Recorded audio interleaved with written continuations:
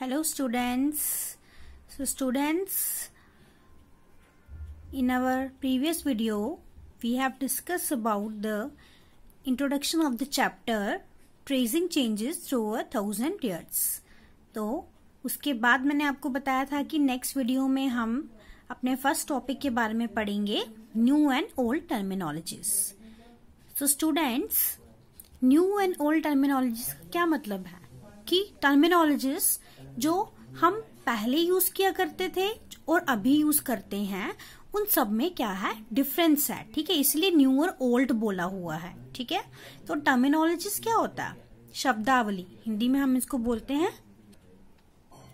means the body of terms used with a particular technique application in a subject study profession extra. मतलब कि हम ये शब्दावली terms, मतलब जो टर्म्स हम यूज करते हैं एक पर्टिकुलर सब्जेक्ट में पढ़ने के लिए, ठीक है, तो वैसी टर्म्स को क्या बोला जाता है? टर्मिनोलॉजीज बोला जाता है, मतलब शब्दावली. तो उन शब्दावली का मतलब, उन टर्म्स का मतलब पहले, आज से 100 साल पहले कुछ और मतलब होता था, फिर आज जो है उसको हम किसी और नाम से जानते हैं. ठीक है, तो उन्हीं को बोलते हैं हम क्या? Terminologies. If the information change with time, जैसे अब आपको मैंने बताया था कि हिस्ट्री जो है वो स्टैटिक नहीं है. ठीक है, वो चेंज होती रहती है according to the period of time. तो अगर इंफॉर्मेशन चेंज होती है टाइम के अकॉर्डिंग तो लैंग्वेज, मीनिंग, ये सब भी चेंज होते हैं, हो सकते हैं ना कि लैंग्वेज भी चेंज हो जाए, मीनिंग भी चेंज हो जाए. ठीक है, जैसे कि आज के टाइम पे ले लीजिए आप, जो है आपकी फैमिली में मैक्सिमम जो है लोग, बच्चे जो हैं क्या बोलते हैं आजकल? हिंदी बोलते हैं. लेकिन पहले ऐसा नहीं होता था. पहले अपनी मदर टंग में ही पढ़ाई भी होती थी और मदर टंग में ही हम बात भी करते थे. ठीक है, तो ऐसे हो गया कि लैंग्वेज जो है वो टाइम के अकॉर्डिंग जो है वो चेंज हो जाती है. ठीक है, और जो वर्ड्स होंगे, जो टर्म्स होंगी, उनका मीनिंग भी क्या हो जाएगा? डिफरेंट हो जाएगा. ठीक है, जैसे कि एग्जाम्पल ले लेते हैं, medieval Persian and modern Persian are different. ठीक है, मिडिवल पर्शियन मतलब कि जो मिडिवल हिस्ट्री में जब पर्शियन लैंग्वेज की बात करते थे और आज की पर्शियन लैंग्वेज में बहुत ज्यादा क्या है? डिफरेंस है. कैसे डिफरेंस है? वोकैबुलरी में और ग्रामर में. ठीक है, वोकैबुलरी उनकी अलग होगी और ग्रामर भी बिल्कुल चेंज होगी. ठीक है, पहले की मीडिवल पर्शियन लैंग्वेज में और मॉडर्न पर्शियन लैंग्वेज में बहुत ज्यादा क्या होगा? डिफरेंस होगा. ठीक है, तो today the term Hindustan stand for the modern nation India. ठीक है, आज अगर हम हिंदुस्तान की बात करते हैं, कोई हमें बोलता है कि हिंदुस्तान, तो हिंदुस्तान हम बोलते हैं तो इसका मतलब है आज का इंडिया, पूरा हमारा इंडिया, मॉडर्न इंडिया. ठीक है, सारा पूरा इंडिया. जैसे कि आप यहाँ पर मैप पे देख सकते हैं कि पूरे इंडिया को हम क्या बोलते हैं? हमारा हिंदुस्तान है ये. ठीक है, तो लेकिन पहले ऐसा नहीं होता था. पहले क्या होता था students? In the 13th century, Minaji Siraj used the term for areas of Punjab, Haryana and the lands between Ganga and Yamuna. ठीक है, तो 13th century में क्या हुआ कि मिनाजी सिराज जो था वो भी एक हिस्टोरियन था. ठीक है, तो मिनाजी सिराज ने क्या किया, जब भी वो अगर इंडिया का जिक्र करता था तो इंडिया मीन्स उसके लिए इंडिया क्या होता था? उसके लिए हिंदुस्तान क्या होता था? सिर्फ इतना सा पार्ट, सिर्फ इंडिया का हरियाणा, पंजाब, ठीक है, ये गंगा प्लेन्स, यमुना प्लेन्स, इतना सा पार्ट जो था वो उसके लिए हिंदुस्तान होता था. ठीक है, तो उसके बाद नेक्स्ट जब आया, बाबर की बात आई. ठीक है, नेक्स्ट सेंचुरी की बात करते हैं. बाबर जब आया, बाबर मतलब आप सबको पता है मुगल एम्पायर के जो थे, स्टार्ट के जो एम्परर थे बाबर. ठीक है, तो बाबर जो थे उनका मतलब हिंदुस्तान से क्या होता था कि वो ज्योग्राफी डिफाइन कर रहे हैं, किसकी? इंडिया की. ठीक है, इंडिया की ज्योग्राफी को डिफाइन करने के लिए वो क्या करते थे? हिंदुस्तान नाम देते थे कि हिंदुस्तान मतलब की ज्योग्राफी, मतलब फोना मतलब एनिमल्स या फिर उनका उस इंडिया का सब कॉन्टिनेंट का क्या कल्चर. ठीक है, उस कल्चर को क्या बोलते थे? हम क्या बोलते थे? हिंदुस्तान बोलते थे. मतलब कि अब जब बाबर ने कभी बोला होगा कि मुझे हिंदुस्तान बहुत पसंद है, तो उसका कहने का मतलब क्या होगा कि मुझे हिंदुस्तान का या फिर एनिमल्स वहां के जो पसंद है, उनका कल्चर बहुत पसंद है. ठीक है, इस तरह से होता था. तो इसका मतलब है कि देखो चेंज आया ना, तब से लेकर अब तक भी बहुत सारा चेंज आया, टर्मिनोलॉजीज का चेंज हो गया, मतलब हिंदुस्तान को ही अलग अलग मीनिंग उसके चेंज हो गए। पहले जो है मिनाज सिराज ने जो है वो सिर्फ पंजाब, हरियाणा और गंगा यमुना के बीच में जितने भी लैंड्स हैं उनके बारे में डिफाइन करने के लिए टर्म हिंदुस्तान का यूज किया, ठीक है। बाबर जो था उसने ज्योग्राफी डिफाइन करने के लिए हिंदुस्तान का यूज किया, ठीक है, वर्ड का यूज किया। उसके बाद आज हम हिंदुस्तान से क्या समझते हैं, हमारा पूरा इंडिया, होल इंडिया, ठीक है, जैसे कि मैंने आपको मैप में बताया कि होल इंडिया। लेकिन बाबर जो है, बाबर ने इंडिया की जो ज्योग्राफी थी वो डिफाइन करने के लिए उसने हिंदुस्तान टर्म यूज की, और मिनाजी सिराज ने सिर्फ जो है हरियाणा, आपका पंजाब, ठीक है, और लैंड्स जो थे जो गंगा और यमुना के बीच में लैंड्स आते थे, ये सब ये वाले, ठीक है, तो ये सब उसने जो है डिफाइन करने के लिए इंडिया का मतलब हिंदुस्तान वर्ड का यूज किया, ठीक है। तो यहीं से पता चल जाता है कि कितना ज्यादा जो है डिफरेंस जो है टर्मिनोलॉजीज में आया, ठीक है। तो अब क्या होता था कि हिस्टोरियंस जो थे उनको बहुत ही ज्यादा केयरफुल रहना पड़ता था उन टर्म्स के लिए कि वो कैसे वो टर्म्स जो हैं वो यूज, वो क्यों उनको इतना ज्यादा सचेत रहना पड़ता था। वही यहीं से तो बात है कि जब टर्म्स इतनी चेंज हो रही हैं तो इसका मतलब ये है कि हिंदुस्तान उस टाइम पे जो उनका कहने का मतलब होता था वो आज वैसा मतलब नहीं था। इसीलिए हिस्टोरियंस को बहुत ही ज्यादा केयरफुल रहना पड़ता था, क्योंकि अगर वो because they meant different things in the past, क्योंकि उस टाइम पे उनको अलग अलग चीजों के लिए अलग अलग मतलब होते थे, ठीक है, जो आज नहीं है, समझने वाले आज नहीं है। बस एक और एग्जांपल हम लेते हैं, जैसे कि सिंपल टर्म है फॉरेनर, ठीक है।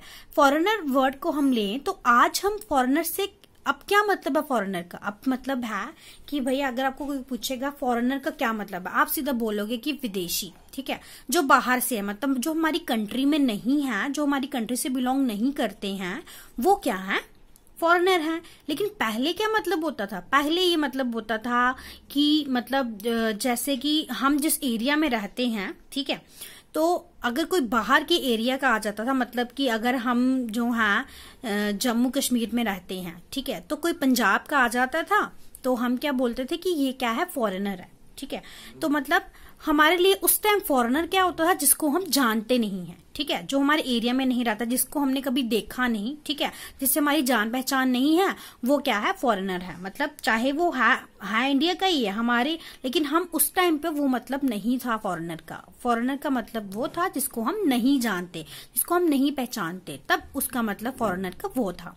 लेकिन आज हम फॉरेनर से क्या जानते हैं, मतलब जो इंडियन है वो हम सब इंडियन जितने भी हैं, चाहे वो किसी भी स्टेट से आएगा, तो हम उसको फॉरेनर नहीं बोल सकते, ठीक है। फॉरेनर हम उसको बोलेंगे जो हमारी आउट ऑफ कंट्री आएगा, ठीक है, उसको हम फॉरेनर बोलते हैं।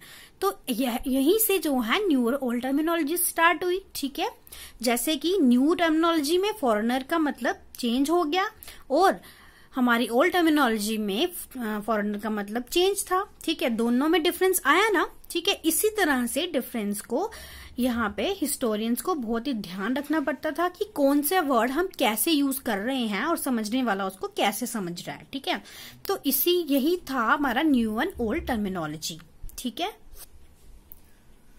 उसके बाद नेक्स्ट आता है आपका हिस्टोरियंस एंड देयर सोर्सेस। अब हिस्टोरियंस के बारे में पढ़ तो लिया कि हिस्टोरियंस को बहुत ही केयरफुल रहना पड़ता था, कोई भी अगर उन्होंने टर्मिनोलॉजी का यूज करना है तो बहुत ही आराम से, बहुत ही सोच समझ के उनको करना पड़ता था, ठीक है।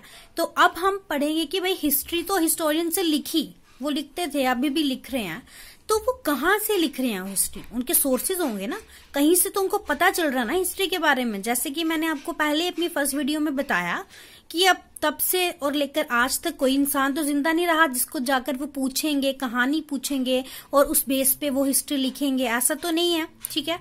तो अब हिस्ट्री कहाँ से लिखी जाती थी, ये क्वेश्चन आया, ठीक है। अब जैसे रफली यहाँ पे हम इस चैप्टर में हम पढ़ रहे हैं, जैसे मैंने आपको बताया कि 700 से लेकर 1750 तक की हिस्ट्री के बारे में हम पढ़ रहे हैं, ठीक है। तो what are the sources to study history, क्या सोर्सेज थे स्टडी हिस्ट्री को स्टडी करने के लिए, क्या सोर्सेज का इस्तेमाल करते थे हिस्टोरियंस, कहाँ से उनको हिस्ट्री के बारे में पता चलता था। तो historians still rely on coins, inscriptions, architecture and textual records. ठीक है, तो हिस्टोरियंस क्या करते थे, पुराने हिस्टोरिकल कॉइन्स की मदद से हिस्ट्री के बारे में जानते थे। ठीक है, फिर इंस्क्रिप्शंस के बारे में वहीं से जानते थे, आर्किटेक्चर या फिर टेक्सचुअल रिकॉर्ड से ही उनको पता चलता था कि हिस्ट्री में क्या था, पुराने लोग कैसे थे, किस तरह से यूज करते थे। जैसे कि यहाँ पे देखिए आप, ओल्ड हिस्टोरिकल कॉइन्स इस तरह के होते थे। ठीक है, तो यहां से उनको पता चलता था ये ओल्ड हिस्टोरिकल कॉइन्स हैं। ठीक है, उसके बाद है आपके इंस्क्रिप्शंस, जो पत्थरों पे, दीवारों पे गाड़ गाड़ के लिखा रहता था, उससे भी इंफॉर्मेशन प्रोवाइड होती थी। और उसके बाद आ गया आपका आर्किटेक्चर, कि जो भी वो बनाते थे किस तरह से, वहां पर भी ये जो है लिखा करते थे। ठीक है, यहाँ से बहुत सारे सोर्सेज जो हैं उनको हिस्ट्री के मिलते थे। ठीक है, यहाँ से वो हिस्ट्री लिखते थे, आपके ओल्ड कॉइन्स, इंस्क्रिप्शंस, आर्किटेक्चर्स, और आपका आ गया टेक्सचुअल रिकॉर्ड्स। ठीक है, ये आपके टेक्सचुअल रिकॉर्ड्स है। ठीक है, तो टेक्सचुअल रिकॉर्ड, इनसे आपको पता चलता था कि हिस्ट्री जो है हिस्टोरियंस किस तरह से लिख रहा है। अब टेक्सचुअल रिकॉर्ड्स जो हैं वो इंक्रीज हो गए इस दौरान, जो है टेक्सचुअल रिकॉर्ड्स को ज्यादा जो है उनकी इंक्रीमेंट हो गई, ज्यादा टेक्सचुअल रिकॉर्ड्स को यूज करने लगे। So this period paper become, क्यों टेक्सचुअल रिकॉर्ड्स का यूज होने लगा, क्योंकि इस पीरियड से चीपर हो गया था हमारा क्या, पेपर। ठीक है, पेपर जो है सस्ता हो गया था, इसके लिए हमने जो है उस टाइम पे ये सबका टेक्सचुअल रिकॉर्ड्स बनाना शुरू किया, क्योंकि पेजेस जो है सस्ता था, पेपर जो है सस्ता था, उस पे आप आराम से लिख सकते थे, इसलिए हमने टेक्सचुअल रिकॉर्ड्स को जो है कैरी करना स्टार्ट कर दिया। ठीक है, इसलिए, और अवेलेबल भी बहुत था, वाइडली अवेलेबल था, इसलिए हम टेक्सचुअल रिकॉर्ड्स का यूज करते थे। ठीक है, people wrote holy text, chronicles of rulers were written. Chronicles मतलब कि उनकी हिस्ट्री, जो उनका इतिहास है रूलर्स का, वो लिखा जाता था। ठीक है, letters and teaching of cents, petitions and judicial records. ठीक है, लेटर्स जो थे, उनकी जो टीचिंग्स थी सेंट्स की, उन संत महात्माओं की टीचिंग्स, वो क्या बताना चाहते थे। ठीक है, उनकी जो है टीचिंग्स, उनके जो है जुडिशियल रिकॉर्ड्स भी होते थे, मतलब अगर किसी को सजा दी गई तो उनके जुडिशियल रिकॉर्ड्स में क्या होगा। ठीक है, वो सब जो है रिकॉर्ड करके एक पेजेस में, एक बुक में, टेक्सचुअल बुक्स में लिखा जाता था। ठीक है, जैसे कि अभी भी होता है, आपकी बहुत सारी जो है जुडिशियल बुक्स हैं। ठीक है, वहां पे लिखा जाता है। ठीक है, आपके कॉन्स्टिट्यूशन जो है एक बुक पे लिखा गया है, वैसे ही जुडिशियल रिकॉर्ड्स भी होते थे। ठीक है, this all become the sources of history for historians. ठीक है, अब ये सारा, जितने भी ये सोर्सेस थे, ये सारे हिस्ट्री के सोर्सेस थे, जिससे हिस्टोरियंस जो थे हिस्ट्री लिखते थे। ठीक है, but how it was circulated. ठीक है, अब ये सोचने वाली बात ये है कि वो सब सर्कुलेट कैसे होता था। ठीक है, अब जैसे कि आजकल तो क्या है, प्रिंटिंग प्रेस है। ठीक है, हम अगर एक पेज पे लिखते हैं तो क्या हो जाता है, हम उसको फोटोस्टेट करवाते हैं और 10 और लोग पढ़ सकते हैं, 20 लोग पढ़ सकते हैं। आपकी जो बुक्स हैं, आपके पास जो बुक्स हैं, तो सबके पास अपनी अपनी बुक्स हैं, आप बाजार से खरीद सकते हो। क्यों? क्योंकि वो प्रिंटिंग प्रेस में बनी हुई है, सबके पास सेम कॉपी आ गई है। ठीक है, सेम आप पढ़ सकते हो, क्योंकि अभी जो है एडवांस टेक्नोलॉजीज है, लेकिन उस टाइम पे तो एडवांस टेक्नोलॉजीज नहीं थी। तो ये सर्कुलेट कैसे की जाती थी। ठीक है, अब एक जो है हाथ से वो लिख लेगा। ठीक है, एक हाथ से लिखेगा, लेकिन वो सर्कुलेट कैसे होगी, सब तो नहीं लिख सकते थे ना, because there were no printing press that time.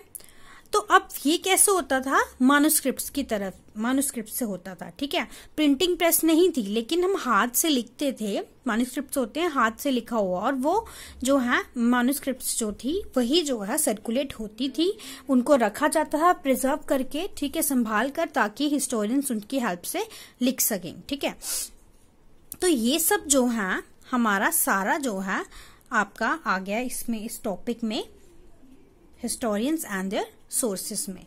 तो स्टूडेंट्स, आगे नेक्स्ट चैप्टर में हम पढ़ेंगे कि मैन्युस्क्रिप्ट्स होते क्या हैं, उनको कौन लिखता था, उनको क्या बोलते थे। ठीक है, नेक्स्ट वीडियो में हम ये पढ़ेंगे। तो आज की वीडियो लेक्चर में ये सब जो भी मैंने आपको पढ़ाया, आई थिंक ये आपको अच्छे से समझ आया है। Thank you, students.